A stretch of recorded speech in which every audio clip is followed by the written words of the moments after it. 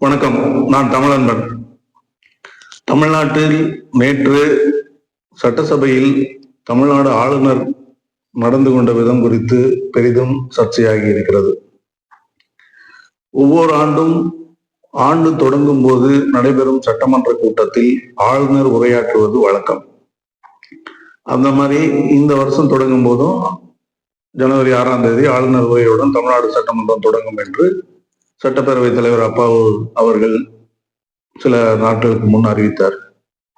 அதன்படி நேற்று கூட்டம் தொடங்கிய உடனே ஆளுநர் வருகிறார். வந்து 3 நிமிடங்களில் அவையை விட்டு வெளியேறி சென்று விடுகிறார். ஆளுநர் உரை நிகழ்த்தாமலேயே, வரலாற்றில் முதன்முறையாக ஆளுநர் உரை நிகழ்த்தாமலேயே சட்டப்பேரவையிலிருந்து வெளியேறி சென்று விட்டார். அவர் சட்டப்பேரவைக்குள் இருந்தது வெறும் 3 நிமிடங்கள் தான் என்று சொல்கிறார்கள். என்ன நடந்தது? ஏன் இப்படி நடந்து கொண்டார் ஆளுநர்?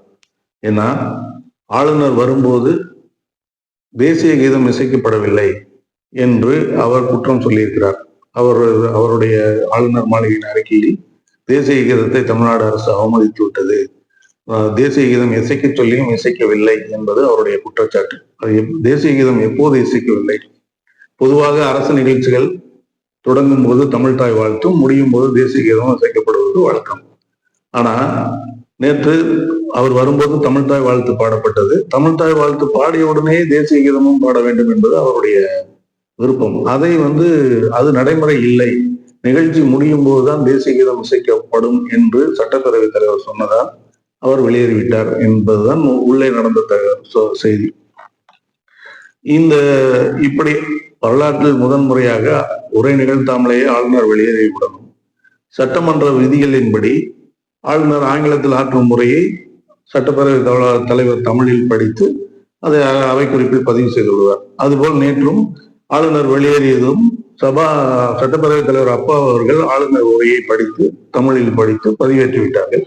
சட்டப்படி ஆளுநர் உரை நிகழ்த்தியது போல்தான் இருக்கும். இன்னும் சில ஆண்டுகள் கழித்து பேரவை குறிப்பை எடுத்து பார்த்தால் ஆளுநர் உரை இடம்பெற்றிருக்கும். அப்படிதான் இருக்கிறது. ஆனால் ஆளுநரின் இந்த நடவடிக்கை தமிழ்நாட்டில் பெரும் அதிர்வலைகளை ஏற்படுத்திவிட்டது. அதுவும் ஆளும் திமுக இதை ஒரு நல்வாய்ப்பாக பயன்படுத்தி கொண்டு இன்று ஆளுநரை கண்டித்து தமிழ்நாடெங்கும் ஆர்ப்பாட்டங்கள் நடத்தி கொண்டிருக்கின்றன. நேற்றிலிருந்தே சமூக வலைதளங்கள் எல்லாவற்றிலும் சட்டப்பேரவையிலிருந்து வெளியேறிய ஆளுநர் தமிழ்நாட்டை விட்டு வெளியேற வேண்டும் என்கிற குரல்கள் கேட்க தொடங்கிவிட்டன. அதே போல ட்விட்டர் வலைதளத்தில், அதாவது எக்ஸ் வலைதளத்தில் கெட் அவுட் ரவி என்கிற குறியீட்டு சொல் முன்னணியில் இருந்து கொண்டிருக்கிறது. இவ்வளவு சர்ச்சை கிளப்பியதற்கு திமுக கடும் அதிர்ச்சி அடைந்திருக்க வேண்டும், ஆளும் திமுக. ஆனால் எதிர்கட்சிகள் அதிர்ச்சி அடைந்திருக்கின்றன.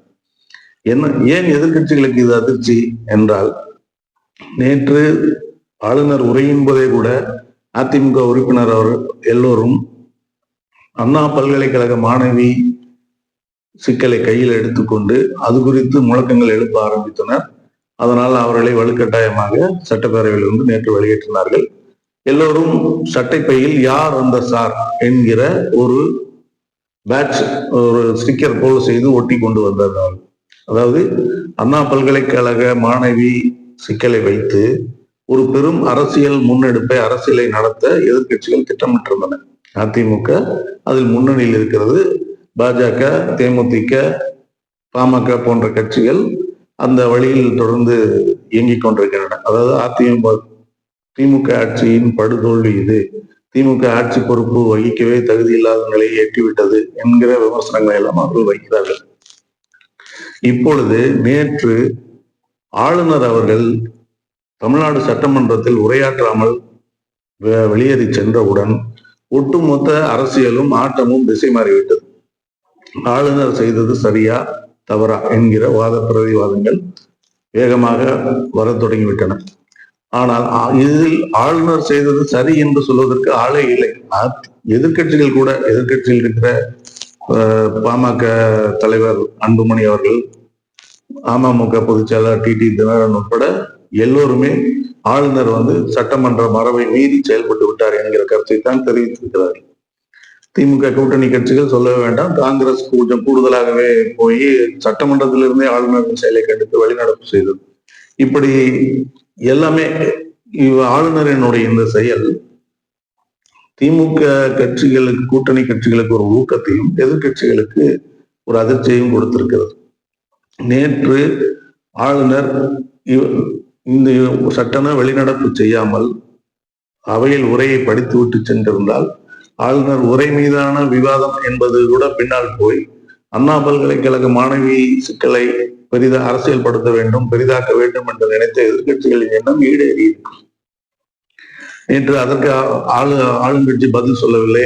இவர்கள் முழக்கத்தின் வெளிநடப்பு செய்தார், முழக்கம் இட்டதனால் வெளியேற்றி விட்டார்கள் என்பதை வைத்து இந்த விஷயத்தில் திமுக பயப்படுகிறது, திமுக செய்தது தப்பு, அந்த கைதான குற்றவாளியின் பின்னால் திமுக இருக்கிறது என்கிற வாதத்தை தொடர்ந்து பரப்புவதற்கு எதிர்கட்சிகளுக்கு ஒரு பெரிய வாய்ப்பு இருந்தது. அந்த வாய்ப்பை முற்றாக உடைத்து நொறுக்கி இருக்கிறார் ஆளுநர். அவர் பேசாமல் சென்றது திமுகவுக்கு நல்வாய்ப்பாக போய்விட்டது. மற்ற அனைத்து சிக்கல்களையும் மறந்து ஆளுநர் பேசினாரா பேசவில்லையா, பேசாமல் சென்றது சரியா தவறா என்கிற இடத்தை நோக்கி வந்துவிட்டது.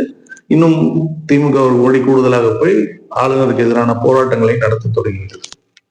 பொதுவாகவே திமுக ஆட்சி பொறுப்பேற்று கிட்டத்தட்ட 3.5 ஆண்டுகள் 4 ஆண்டுகள் ஆக போகின்றன, 4 ஆண்டுகளை நெருங்குகிறது. பொதுவாக ஒவ்வொரு மாநிலத்திலும் ஆளுங்கட்சி மீது அதிருப்திகள் எழுவது இயற்கை. அது நிர்வாக ரீதியாகவே ஒரு ஆளும் தரப்பு ஒரு விஷயத்தில் ஒரு நிலை எடுத்தால் அது சிலரை பாதிக்கும். நிச்சயமாக எல்லோருக்கும் நல்லதாக அரசாங்கம் நடந்து விட முடியாது. அப்ப பாதிக்கப்படுபவர்கள் ஒருங்கிணைந்து அரசுக்கு எதிராக அரசு மீது குற்றச்சாட்டை சுமத்துவார்கள். அரசு தரப்பிலும் அதிகாரிகளோ அமைச்சர்களோ சட்டமன்ற உறுப்பினர்களோ செய்கிற தவறுகள் அது அரசாங்கத்தை பாதிக்கும். இப்படி இந்த 4ஆம் ஆண்டு நெருங்குகிற வேளையிலே திமுக மீதான அதிருப்தி, நிர்வாக ரீதியான விஷயங்கள், பல அரசியல் ரீதியான விஷயங்களிலும் திமுக மீதான அதிருப்தி குரல்கள் எழத் தொடங்கி இருந்தன. திமுகவின் கூட்டணி கட்சிகளே விமர்சிக்கிற இடத்தை நோக்கி அது நகர்ந்தது. திமுகவின் வலுவான கூட்டணியை உடைக்க வேண்டும் என்று ஆளும் பாஜக, மத்திய ஒன்றியத்தை ஆளும் பாஜக உட்பட பலர் முயற்சி செய்து முடியாத நேரத்திலும் இப்போது ஒரு சின்ன உரசல்கள் திமுக கூட்டணிக்குள்ளே இருப்பது போல் தோற்றங்கள் வந்தன. நன்மையில் பாலகிருஷ்ணன், சிபிஎம் பாலகிருஷ்ணன் அவர்கள் அறிவிக்கப்படாத அடக்குமுறை நடக்கின்றதா என்று பொது வழியிலேயே கேள்வி எழுப்பியிருந்தார். இது போன்ற ஒரு சிக்கலை எதிர்கொண்டிருந்த நேரத்தில் திமுகவுக்கு ஆளுநர் செய்த இந்த செயல் பெரிய வாய்ப்பாக போய்விட்டது. ஆளுநர், அதாவது முன் எப்போதும் இல்லாத மாதிரி எந்த மாநிலத்திலும் இது போன்ற நடைமுறைகள் இருக்கிறதா என்று தெரியவில்லை.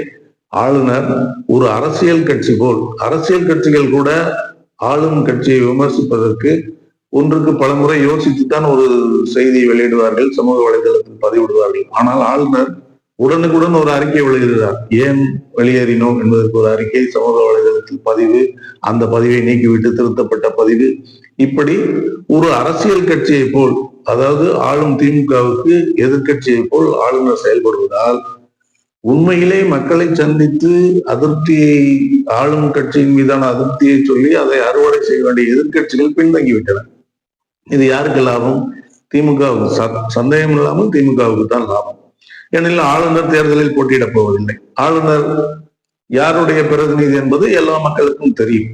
அப்போது திமுகவின் வாதம், திமுக மீதான அதிருப்தியில் இருக்கும் திமுக ஆதரவாளர்கள், அனுதாபிகள் கூட ஆளுநரின் இந்த செயலால் வெகுண்டெழுந்து ஒன்றிய பாஜக அரசின் ஒரு கீழ்த்தரமான செயல் இது, ஆளுநர் அரசியல் சட்டத்தையே மதிக்காமல், அரசியல் சட்டத்தை பாதுகாப்பேன் என்கிற உறுதி எடுத்துக்கொண்ட ஆளுநர் அரசியல் சட்டத்தை மதிக்காமல், மரபுகளை மதிக்காமல், மாண்புகளை மதிக்காமல் நடந்து கொள்கிறார்.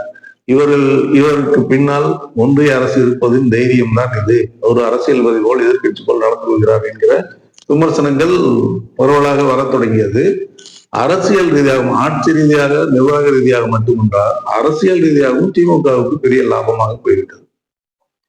திமுக மீதான அதிருப்திகள் மறைந்து ஆளுநரின் இந்த செயலால் திமுகவை இன்னும் வலிமையாக பாதுகாக்க வேண்டும் என்று என்கிற எண்ணத்தை அதிருப்தியாளர்களிடம் உருவாக்கிவிட்டது இந்த ஆளுநரின் இந்த செயல். இவர் தொடர்ந்து இதுபோல் பாராளுமன்ற தேர்தலின் போது கூட தமிழ்நாடு முதலமைச்சர் மு.க. ஸ்டாலின் அவர்கள் ஒரு இடத்தில் உரையாற்றும் போது இந்த ஆளுநரை மாற்றி விடாதீர்கள், இவர் இருக்கும் வரை எங்களுக்கு நல்லதுதான் நடக்கிறது, இவரால் தான் நாங்கள் தொடர்ந்து வெற்றி அடைகிறோம் என்றெல்லாம் பேசியிருந்தார். ஆளுநரின் எதிர்வினைகள் பாஜகவுக்கு கெட்ட பெயரையும் எதிர்கட்சிகளுக்கு ஒரு கெட்ட பெயரையும் உருவாக்கி தந்து கொண்டே இருப்பதால் அது மக்கள் மத்தியில் உடனடியாக ஆளுநர் என்பவர் ஒரு உயர்ந்த நிலையில் இருப்பவர், உயர் அதிகாரி அவர் என்பதால் அவருடைய செய்தியில் எதுவும் மறைக்கப்படாது, தடுக்கவும் முடியாது. அது வெகு மக்களுக்கு உடனடியாக சென்று சேர்ந்துவிடும். அரசு இயந்திரங்கள் மொத்தமும் இயங்கி அவருக்காக வேலை செய்த வேண்டும். ஊடகங்கள் உடனடியாக அவற்றை பதிவு செய்துவிடும். அப்படி இருக்கும்போது உடனடியாக மக்களிடம் போய் சேரும்போது சாதாரண மக்களே ஏன் இந்த கவர்னர் இப்படி நடந்துக்கிறாரு, இவர் அரசாங்கத்தோட ஒத்து போகாம, தேர்ந்தெடுக்கப்பட்ட அரசாங்கத்தோட ஒத்து போகாம இப்படி சண்டை போடுறாரு, இந்த கவர்னரை வச்சுட்டு சென்ட்ரல் கவர்மெண்ட் இப்படி பண்ணுதே அப்படின்னு சாதாரண மக்களே பேசுகிற இடத்துல வருது. அவ்வப்போது ஆளுநர் இது போன்ற சர்ச்சையை கிளப்பி திமுக அரசை பாதுகாத்து விடுவார். இப்பொழுதும் அதுவே நடந்திருக்கிறது. இப்பொழுது இன்னும் கூடுதலாக என்னவென்றால், திமுக மீதான அதிருப்தி கூட்டணி கட்சிகளாலேயே வெளிப்படுத்தக்கூடிய ஒரு நேரத்திலே ஆளுநருடைய இந்த செயல் திமுக கூட்டணி கட்சிகளை இறுக்கமாக்கி, திமுக மீதான எதிர்கட்சிகளின் விமர்சனத்தை இரண்டாம் பட்சமாக்கி அவற்றை பின்னுக்கு தள்ளி ஆளுநர் இந்த செயலால் திமுக அரசு பாதுகாக்கப்பட்டிருக்கிறது. இது அரசியல் ரீதியான நிகழ்வு. இன்னொரு பக்கம் ஆளுநர் உரை நிகழ்த்தாமலேயே ஆளுநர் உரை நிகழ்த்தப்பட்டதாக பதிவு செய்யப்பட்டு விட்டது. இதுவும் ஒரு முன்னுதாரணம். இப்பொழுது அறிஞர் அண்ணா இருந்த காலத்திலேயே ஆட்டுக்கு தாடி தேவையில்லை, நாட்டுக்கு ஆளுநர் தேவையில்லை என்கிற வாதம் வேகமாக முன்வைக்கப்பட்டது. இப்பொழுது ஆளுநர் உரை நிகழ்த்தி அது ஒரு சடங்காக நடந்து கொண்டிருந்தது. இப்ப அதுவும் தேவையில்லை என்று ஆகிவிட்டது. போன முறையெல்லாம் ஆளுநர் வெளிநடப்பு செய்தார், அதுவும் சாதாரணமானது. இப்பொழுது ஆளுநர் உரை நிகழ்த்தாமலேயே நிகழ்த்தியதாக பதிவாகிவிட்டது. அப்படியானால் ஆளுநர் என்கிற ஒருத்தரை தேவையில்லை என்பது மேலும் உறுதியாகி இருக்கிறது. இது தமிழ்நாடு மட்டுமல்லாமல் ஒன்றியத்தில் உள்ள அனைத்து மாநிலங்களுக்கும் ஒரு முன்னுதாரணமாகி ஆளுநரை தேவையில்லாமல், ஆளுநர் இல்லாமலே எல்லாமே நடக்கும் என்பதை நிரூபித்தது. ஒன்று, தமிழ்நாட்டில் திமுகவுக்கு ஆதரவாக மாறி போனது, தமிழ்நாட்டு மக்கள் மனநிலை திமுகவுக்கு ஆதரவாக மாறி போனது ஒன்று என்று. இரண்டு வகைகளில் திமுக வலியுறுத்தும் மாநில சுயாட்சிக்கும் திமுகவின் அரசு மீதான விமர்சனங்களை மறைப்பதற்கும் பயன்பட்டு திமுக மகிழ்ச்சியாக இருக்கிறது, எதிர்கட்சிகள் அதிர்ச்சி அடைந்திருக்கிறார்கள். இதுதான் நடந்திருக்கிறது. நன்றி, வணக்கம்.